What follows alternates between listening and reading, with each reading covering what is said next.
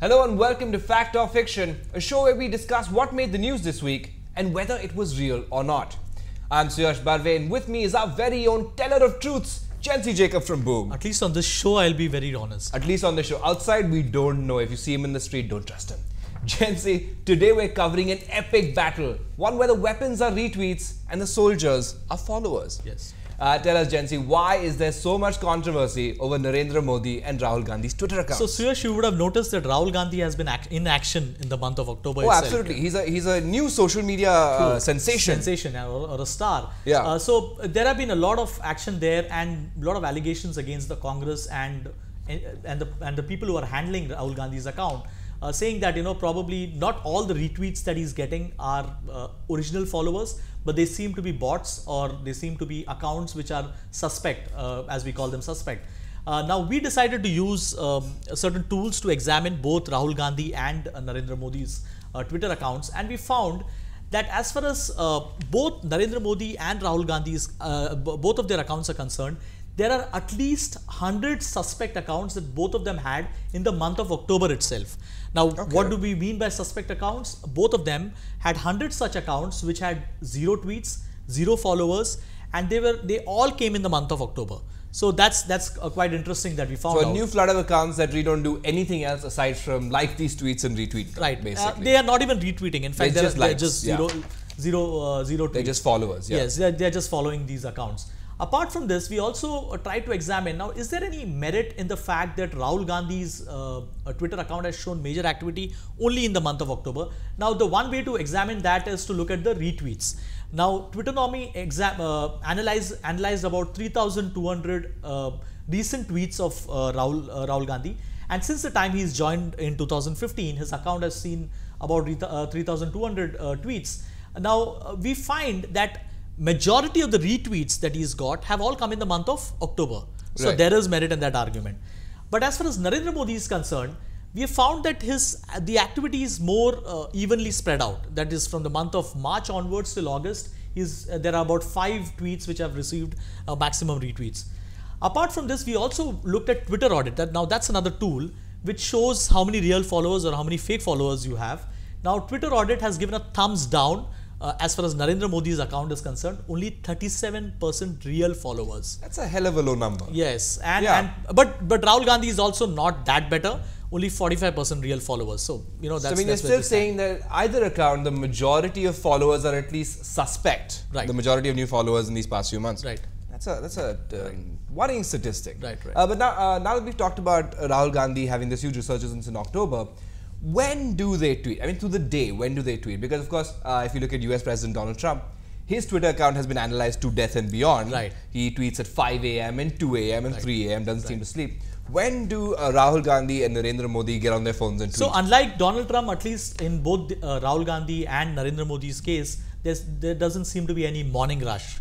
Right. I think, they really get up in the morning and they do all their activities. After get that, some work done, perhaps. Yes. And but we found that Rahul Gandhi is more active through the day because from 11 a.m. onwards he peaks at 1 p.m. and till about 4 or 5 there are regular tweets that he puts out. Right. As far as Narendra Modi's account is concerned, it shows a peak behavior at 7 p.m. So 7 p.m. is when you will find the maximum tweets and retweets. But otherwise, he's fairly silent. His account is fairly quiet in the first half of the day. So, that's what we've been able to find out from this analysis. All right. No fake news to bust here specifically, but I'd just like to say that I have only 200 followers on Twitter, and I'm very depressed about this. Whoever is handling these accounts, please contact me. I need more followers. The only person who reads my tweets is my mother. Now, for our next story, we're staying with Prime Minister Modi because obviously 90% of the show is basically Narendra Modi. A video was tweeted out by Kiran Bedi that supposedly showed Narendra Modi's mother dancing during Diwali. Jency, is this the Prime Minister's mom? Definitely not, because when we looked at these videos which were coming on WhatsApp and Twitter and Facebook, and when we saw Kiran Bedi herself retweeting it with a very nice text to it, we found that we looked at her and we said that this can't be Narendra Modi's mother, because Narendra Modi's mother, we have always seen her probably in a seated and not someone dancing like this, because you really need to be very healthy to do that. And we also went and examined the images, and we tried to confirm, and we found out there were several people who had also called her out on Twitter and said that she's definitely not Hiraben as she's known. This is another lady. Also, let's remember one more thing.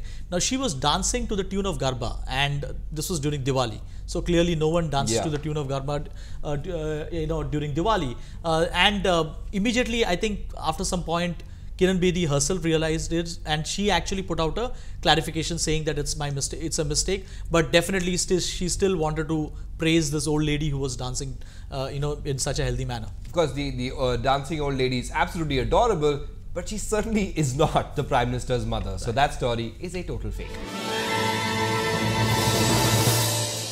This week, a picture of a policeman in Kerala standing for a photograph with a group of burqa-clad women has gone viral on WhatsApp and social media. Jency, close to home for you, your home state, tell us, is this picture and what's being attached to it remotely true? So the picture is not fake, the picture is true. In fact, when it initially first came on WhatsApp groups, it was being projected as a joke, saying that, can you identify yourself in this image? Yeah.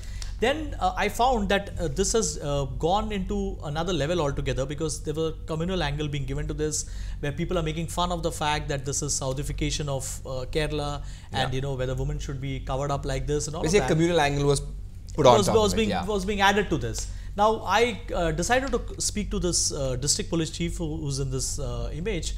His name is KG Simon. Now when I spoke to him, he was quite upset by what is being projected. He said, now this is an Arabic institute in Kasaragod district in Kerala, and this is their uniform. He said, now that's not within my control what they wear and what they shouldn't be wearing. And he was inaugurating a function where all these women these students had come as part of the self-defense class. They were being trained how to defend themselves.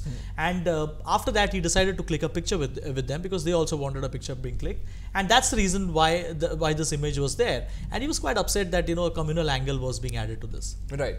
So a very good cause, a worthy cause, women being taught self-defense, being completely maligned and communalized by the fake news brigade.